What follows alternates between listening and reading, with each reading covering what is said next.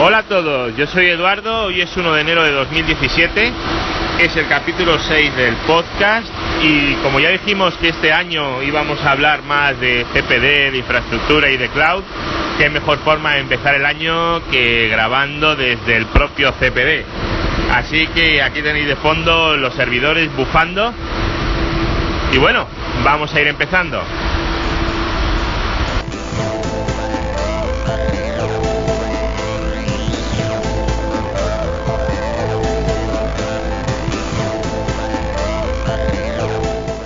¿Qué tal las uvas? ¡Feliz año a todo el mundo! Vamos a ver, para este año que hoy empieza, espero que todos os hayáis propuesto unas metas estupendas para todo el año. Y bueno, si os habéis propuesto unas metas de estas gigantescas, recordar que lo suyo es dividirlas en micrometas, ¿vale? Para poder ir cumpliendo los objetivos de una forma más fácil. Siempre es mucho más fácil las tareas pequeñas, las metas pequeñas que las grandes. Y si algo grande es divisible, hacerlo trocitos. Así que si estáis pensando en migrar vuestra infraestructura al cloud, no penséis en migrar la infraestructura al cloud. Pensar en porciones pequeñitas, ¿vale? Para que así lo podáis tener todo migrado y podáis tenerlo todo bien. Hoy vamos a tener un podcast un poco especial y vamos a hablar de una de esas porciones. Vamos a tener un monográfico sobre almacenamiento. Vamos a hablar de almacenamiento, ya sea por bloques, por objetos o por ficheros. Vamos a ver cómo planificar eso, cuándo utilizar un tipo de almacenamiento u otro, en fin. Si os interesa el tema, ya sabéis, durante los próximos 30 minutos os podéis quedar conmigo, que vamos a hablar de todo eso.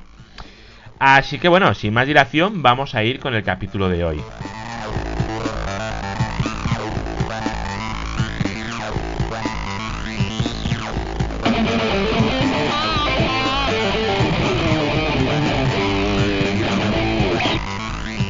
Si de una cosa podemos estar de acuerdo, antes de nada, es que la cantidad de datos almacenados se ha disparado en los últimos años y que nuestras necesidades de almacenamiento cada día son mayores.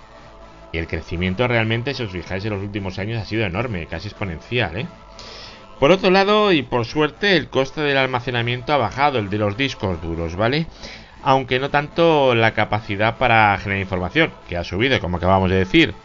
Con lo cual, aunque los discos duros hayan bajado, sí, nuestra capacidad de generar documentación, de generar información ha subido.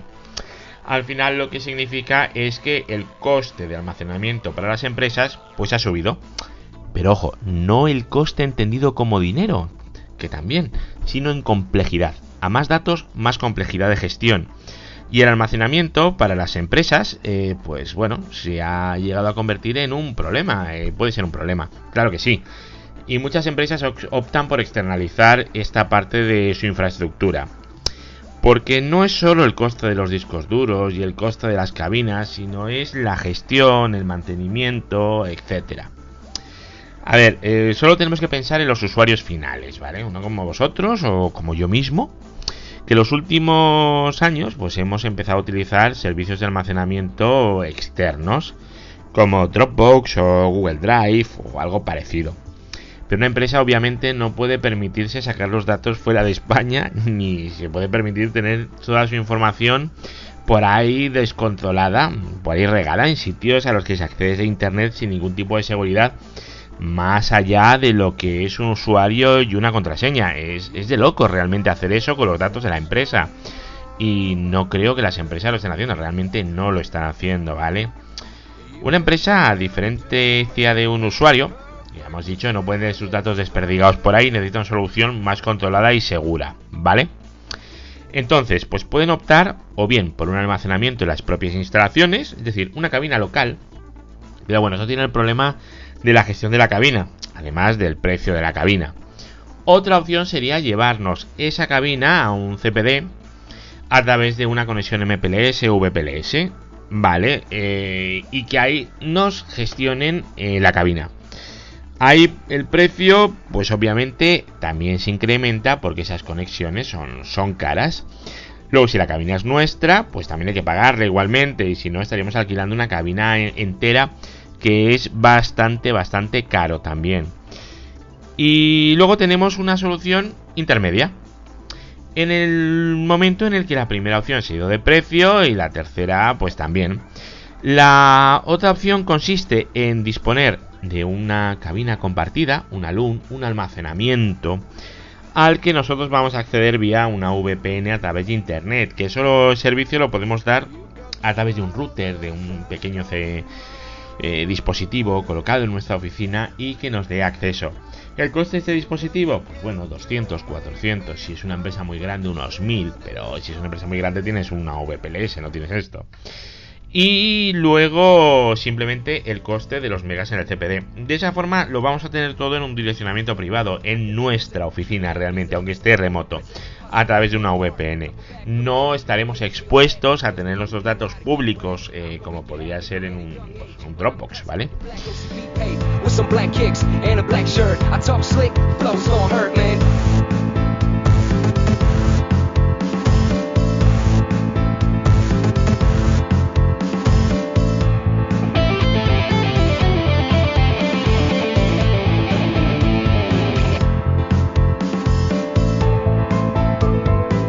Cómo se monta una cabina de almacenamiento local no tiene tampoco demasiado misterio, siempre que sepáis configurarla, obviamente. El misterio está más que la cabina en la red. He visto muchas empresas con una red que, bueno, a ver, la verdad es que da asquito verla, ¿vale? Esas que las de coger ahí con los dedos y tapándote la nariz, con mucha pérdida de paquetes, segmentos duplicados, etcétera. Vosotros pensar que cuando estéis montando una red de almacenamiento, esa red tiene que estar perfecta, niquelada. Y si es posible, separarla de la red del tráfico de los usuarios normales, ¿vale?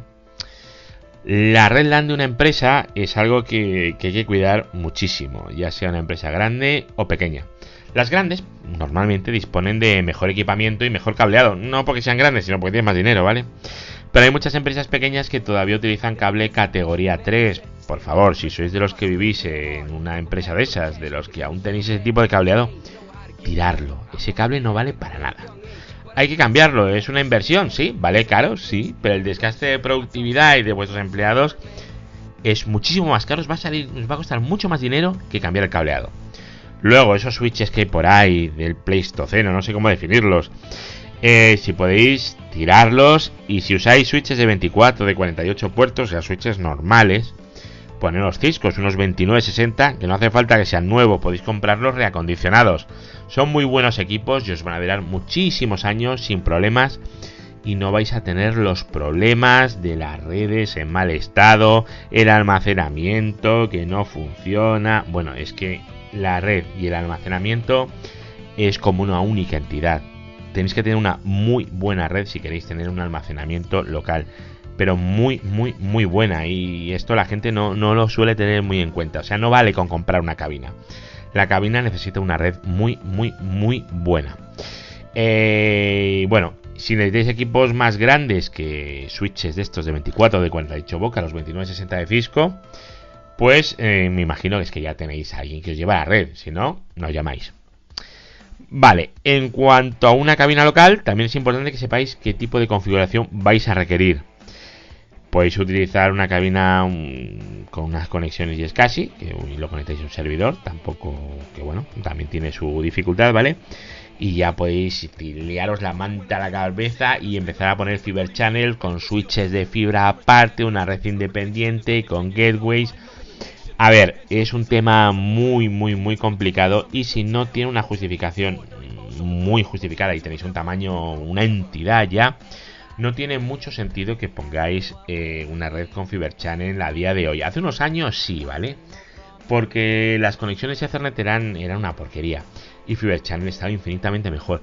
Pero ahora montarte un Fiber Channel y los dos pads que le has de dar, y es de verdad, es un dolor de cabeza que no tiene por qué merecer la pena. Pero bueno, pensar que a lo mejor sí que merece la pena, en vuestro caso.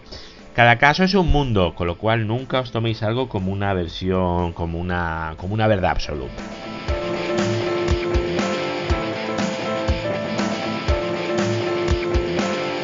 Everybody ask me what will be.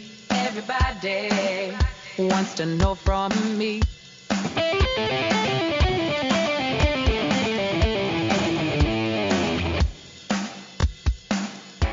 Si lo que queréis es externalizar o sacar fuera de la oficina la cabina, y sois una empresa con una cierta envergadura, podéis solicitar una línea MPLS y conectar la cabina en un CPD externo a vuestras instalaciones en vuestra empresa y montar montáis una VRF para vosotros solitos, o incluso puede ser que tengáis la cabina en vuestra oficina y os interese redundarla fuera en un sitio externo. Entonces pues también montáis una línea dedicada, un VPLS o lo que sea, y replicáis una cabina contra la otra. Las cabinas hoy en día se replican estupendamente y funcionan muy bien, y en caso de que se queme el edificio, vuestros datos no se perderán. Otra solución que también puede ser interesante es contratar un almacenamiento, es decir, una cierta cantidad de gigas de almacenamiento, así, en plan abstracto, ¿vale? Sin tener una cabina en sí, y hacer la misma operación, es decir, conectar vía MPLS. Es la solución más extendida, ¿vale? Y la más común. Porque podéis utilizar una cabina de gama alta, podéis utilizar una 3-par espectacular sin tenerla que comprar. Pensad que una 3-par de esas puede costar a partir de 200.000 euros, una cabina maja, ¿vale? Y eso pues no todas las empresas se lo pueden permitir, sobre todo si la empresa no se dedica a eso. No tiene demasiado sentido gastaros 200.000 euros en discos que a lo mejor no vais a utilizar, ¿vale? Y luego además eso hay que mantenerlo y a ver, no es obvio. Entonces, en una cabina de esas que tenga un hoster, ¿vale? Pues pueden definir varios puntos de montaje, vamos a llamarlo así, ¿vale? Uno por cliente, son separados, no se ven entre ellos. Y vosotros os quedáis con esa porción. Y de esa forma podéis estar utilizando esa cabina con el rendimiento que da y con todas sus funcionalidades sin tenerla que comprar, porque la estáis compartiendo con otros. Pero tenéis espacio suficiente para vuestros datos, con lo cual realmente os da igual. Y es un servicio que se vende muchísimo y que funciona muy bien. Ahora, pensar en que este tipo de soluciones a medida, pues bueno, ya sea llevaros la cabina o hacer alguna cosa un poquito especial. Hay empresas muy grandes, los Amazones de turno y tal, que eso vais a necesitar gastaros 20 o 30.000 euros para que os hagan un poquito de caso. Si no, no os van a hacer ni caso. Entonces tendréis que ir a empresas ya más locales, ¿vale? Estas soluciones son soluciones, normalmente las de almacenamiento son más artesanales, ¿vale? O sea, esto no es agarrar, coges una página web y despliegas donde sea. Estas soluciones son más artesanales, requieren de unas conectividades, requieren de una serie de cosas que no os podéis ir tampoco al proveedor estándar. A un GoDaddy no os podéis ir a un Amazon a hospedar ahí vuestra cabina, no, tenéis que ir a otro tipo de soluciones donde encaja muy bien aquello que veíamos el otro día de lo de los CPDs. Ser capaces de identificar un CPD, qué CPD me interesa, qué CPD no me interesa, el que publicamos el día 20 de diciembre fue. Bueno, y lo que he dicho, y la última es conectar a una VPN, un router en nuestra oficina, que no tiene muchos costes, y utilizar un trozo de esa cabina compartida. Esto es lo más baratito que hay para poder utilizar ese tipo de cosas, ¿vale? Bueno, ahora vamos a hablar de los distintos tipos de almacenamiento que existen para que podáis evaluar un poquito más el que os interesa o simplemente conocerlos, ¿vale? Porque a lo mejor no os interesa ninguno y solo queréis conocerlos. Así que vamos a ver.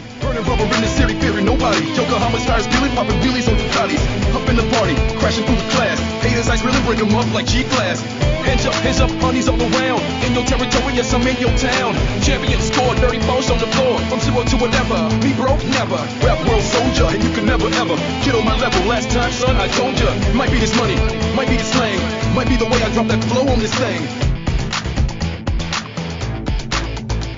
Vamos a empezar por el almacenamiento por bloques. Este es el almacenamiento por defecto de un disco duro, ¿vale? En el que tenemos la información dividida en bloques, y para recuperar un fichero, al final lo que tenemos que hacer es recuperar los distintos bloques que lo componen. Esto es un disco duro, funcionan así. El servicio que se consigue con un almacenamiento por bloques no es más que un disco duro virtual en el que podemos almacenar nuestra información. Ese es el almacenamiento más común que existe, ¿vale? Pues es el más sencillo de entender por el cliente. Y también por todos aquellos que no estén acostumbrados a hablar de distintos tipos de almacenamiento. Este almacenamiento, el almacenamiento por bloques, nos permite pensar en el almacenamiento como en discos duros, que es lo que es básicamente. El funcionamiento es ese, es como si fuera un disco duro. Entonces, si le asignamos un almacenamiento por bloques a un servidor como unidad de disco, el servidor es quien va a gestionarlo, puede formatearlo, puede hacer con él lo que quiera, como si fuera un disco local, exactamente igual. Y la gestión es la misma. Si quiere compartirlo, pues puede compartir el disco con los demás elementos de la red. Es un disco local, al final lo único que es remoto. Y luego ese almacenamiento puede estar en la misma red o en un CPD externo o en un cloud, obviamente. Obviamente también podéis tener un servidor en un CPD y el almacenamiento compartido entre varios servidores, por ejemplo. ¿Por qué no? Lo que se puede hacer con esto, las posibilidades son infinitas, ¿vale? Entonces, pues este almacenamiento, yo os digo, el almacenamiento por bloques es el más fácil de explicar a un cliente. Pues es un disco duro, tal cual. Le dices, mira, tú agarras, pones aquí el servidor y te voy a dar 40 gigas de disco, 80 gigas, 2 teras, 500 teras, lo que sea necesario. Lo podéis dar y podéis ampliar el volumen, reducir el volumen, podéis hacer con ello lo que queráis. Realmente es muy interesante el uso de cabinas, luego podéis redundarlo. Problema que tiene, que las cabinas, el rendimiento que te dan nunca va a ser el rendimiento de un disco duro local. ¿Por qué? Porque por medio hay una red. Y a muy bien que esté la red, muy buena que sea, no vas a conseguir nunca el rendimiento que te va a dar un interfaz interno, ¿vale? Con discos de estado sólido. Puedes poner la cabina a discos de estado sólido y te va a funcionar muy bien.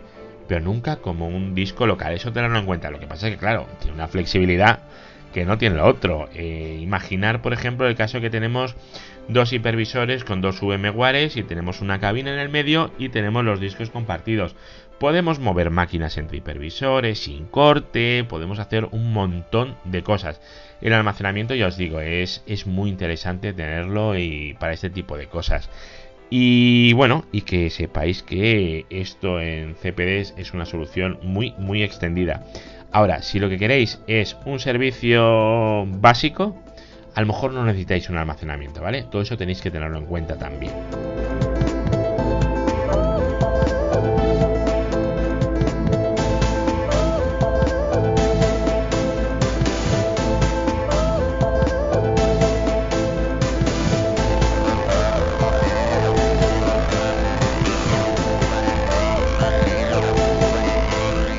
Ahora vamos a pasar al almacenamiento por ficheros. Aquí estamos hablando de NFS, ¿vale? Un almacenamiento jerárquico. Es mucho más fácil de gestionar con el cliente, pues lo único que tiene que hacer es conectarse a la unidad de red, por así decirlo, y ya está. Estos tipos de almacenamiento, pues bueno, pueden ser o NFS, Network File System, o SMB, el de Windows, el Server Message Block. ¿Vale? Luego también tienes el de Apple, hay un montón, ¿vale? Hay varios, pero bueno, los más extendidos son estos, ¿vale? Son o NFS o SMB, Samba, ¿vale? O como lo queréis llamar. La jerarquía es por directorios en este tipo de almacenamientos. Y nos va a permitir hacer la típica compartición de carpetas directamente desde el almacenamiento, ¿vale? Sin tener ningún servidor en medio. Esto, si lo queréis ver en entornos más caseros, son estos discos duros que hay de The-Link o de Western Digital, donde es un disco duro por red, lo llaman, que es una cajita con un cable Ethernet que pones en tu casa para poner las películas. Y te dices, bueno, a tal usuario le doy permiso para esta carpeta y a tal usuario para esta carpeta. Sería básicamente eso. Y bueno, para el usuario, la diferencia entre el almacenamiento por bloques y el almacenamiento por ficheros es que en el almacenamiento por bloque vamos a necesitar para compartir un servidor, ¿vale? Porque el almacenamiento por bloque es un disco duro bruto, sin nada. Y el almacenamiento por ficheros no es necesario y si funcionaría pues como un Google Drive o con un Dropbox, compartes carpetas y ya está. Ojo, tenemos que estar conectados a esa red, ¿vale? No es como un Dropbox entendido como abro el móvil en cualquier sitio y entro. No, tiene que estar en tu red, ¿vale? Si no, tenéis que ir a otro tipo de soluciones. Si queréis abrir el móvil y acceder a vuestros ficheros que están en vuestro almacenamiento, pues vais a tener que montar por encima un cloud o algo así, ¿vale? Es como el compartir carpetas de Windows de toda la vida. Pues eso es lo que conseguís, ¿vale? Lo que pasa es que a una escala mucho más interesante. Esto a nuestros clientes se les puede ofrecer como carpetas convertidas directamente, ya que no es un disco duro, ¿vale? Como los que hemos visto antes. El nivel de abstracción sube un poco, ¿vale? Y para los que estéis pensando que qué tontería la diferencia entre el almacenamiento por bloques y el almacenamiento por ficheros, vosotros pensar que vais a actualizar un fichero, que estáis replicando, ¿vale? Y el fichero, si queréis actualizar un fichero en el que solamente habéis cambiado un carácter, si es un almacenamiento por ficheros, vais a copiar todo el fichero. Si es por bloques, solamente vais a copiar el bloque modificado. No tiene nada que ver. Si es un fichero de 2K, te da igual. Pero si es un fichero de 2 gigas, es que de verdad no tiene nada que ver. Pensar los bloques del disco duro, tú modificas el bloque y el otro tú modificas el fichero como entidad, ¿vale? Pensar en eso.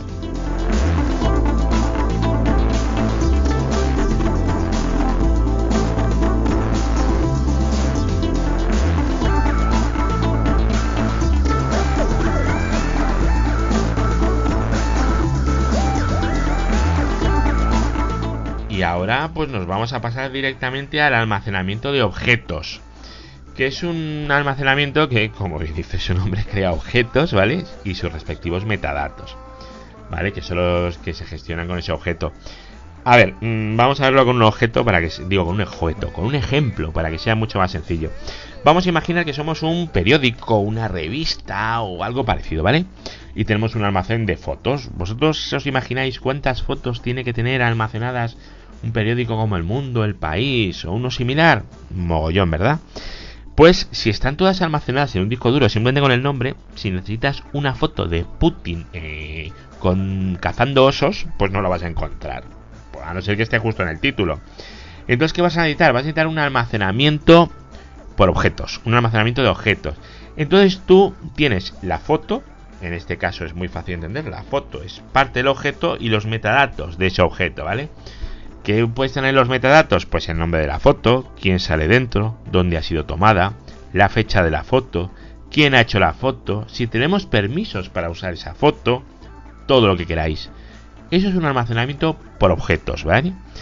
Creo que con el ejemplo queda mucho más claro, ¿verdad? Pero vosotros pensáis en eso, tenemos una información, unos datos y luego tenemos unos metadatos alrededor que nos sirven para definirlo.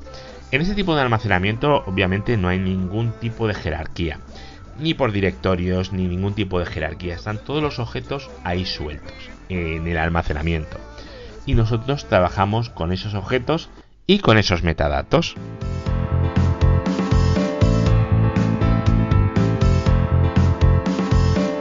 Think I'm dizzy, keeping that busy, steady on the grizzly, hustling real hard, duffel bag full of cash, making haters real mad, hating cause they ain't know how to get bread. I'm gonna make it happen, I'm at a young age, but I'm a classic like a black OCB paid, with some black kicks. La verdad es que solo hay un punto en el que me gustaría incidir antes de acabar, y es que es posible que esto del almacenamiento remoto y tal, que no os interese. Y estamos siempre hablando de que si el almacenamiento es algo maravilloso, tal, no sé qué, pero a lo mejor vosotros tenéis un servicio o una aplicación que este tipo de almacenamiento hace que funcione más lento o directamente que no funcione. Y lo que vais a necesitar es un almacenamiento local, ¿vale? No todo el mundo necesita un almacenamiento que pueda crecer prácticamente hasta el infinito, o al menos hasta que el número de bandejas que permite la cabina se acabe, ¿vale? También depende de que necesitemos redundancia, de que nuestros datos puedan estar o no puedan estar los dos activos a la vez, que queramos reducir costes pero no espacio, etcétera, ¿vale? Podemos tener redundancia y no hace falta que esté en una cabina, pueden estar dos servidores redundados exactamente igual, o podemos tener un RAID, que tampoco pasa nada, ¿vale? O incluso, pues lo que os he dicho antes, puede hacer que alguien que necesite tanta velocidad de escritura que un almacenamiento remoto no pueda dárselo. En este caso, pues tenemos que ir sí o sí a discos locales. Mira, el otro día vi, no sé dónde lo vi, ¿vale? Pero era un método de grabación de eventos deportivos donde se grababa todo con unas 50 cámaras a la vez que las distribuían por los estadios, ¿vale? Con distintos ángulos. No me quedé con el dato exacto, no son 50 o 48, pero bueno, por ahí iba. El tema es que toda esa información, todo se grababa a la vez, y en el caso de que fuera necesario repetir una jugada en 3D, como los videojuegos, que rollo Matrix, que te van dando la vuelta a la cámara, pues hacía falta tratar todos esos ficheros de vídeo, los de los 50 cámaras, 48, las que fueran. Y en ese caso, ¿qué pasaba? Que la cantidad de información era tan alta que los servidores funcionaban con discos locales. O sea, no podían usar cabinas porque no eran capaces de traspasar la información tan rápido. Bueno, yo os he dicho antes, ¿vale? No hay una solución perfecta para todos. En unos casos, una cabina es algo perfecto. Y en otros casos, la cabina no sirve, dependiendo de cada caso, de cada entorno. Y hay situaciones y situaciones, ¿vale? Hay muchas situaciones, no os dejéis que os vendan la moto y solamente usar lo que necesitéis. Si no necesitáis una cabina, no cogéis una cabina. Si la necesitáis, no cogéis almacenamiento remoto. Coger cabina, siempre enfocaros a aquello que necesitéis.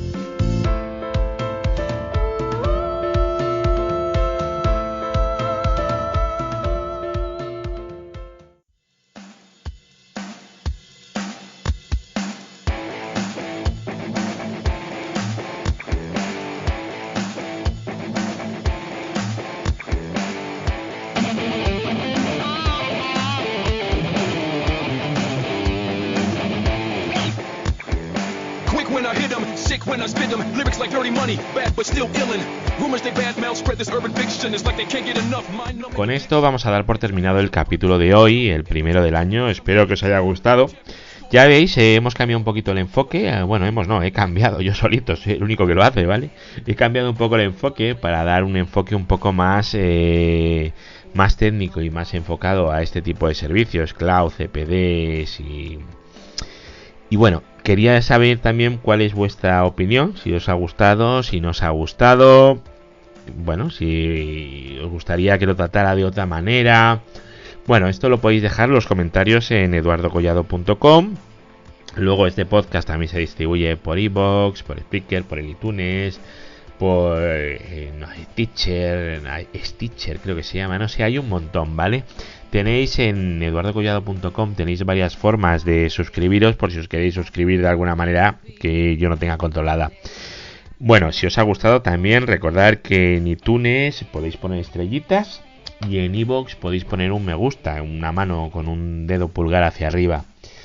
Bueno, pues sin más dilación, no os voy a calentar más la cabeza. Daros las gracias por haberos pasado esta media hora conmigo, que hemos hablado de almacenamiento, de cuándo nos interesa, de cuándo no nos interesa, los tipos de almacenamiento, en definitiva, qué podemos hacer con el almacenamiento, que es lo que al final nos preocupa y nos interesa. Cualquier duda, ya sabéis dónde encontrarme. Y bueno, ha sido un placer y volvemos a oírnos dentro de 10 días, el día 10, que va a pillar en martes, ¿vale? Este va a pillar el día 1 de enero, no sé quién lo va a oír, y encima domingo, pero bueno, el siguiente va a pillar el día 10, que va a ser martes. Y bueno, si queréis que hable de alguna cosilla ahí, pues ya sabéis, me lo comentáis. Así que nada, un abrazo, buenas fiestas, que sigamos todos bien y nos escuchamos.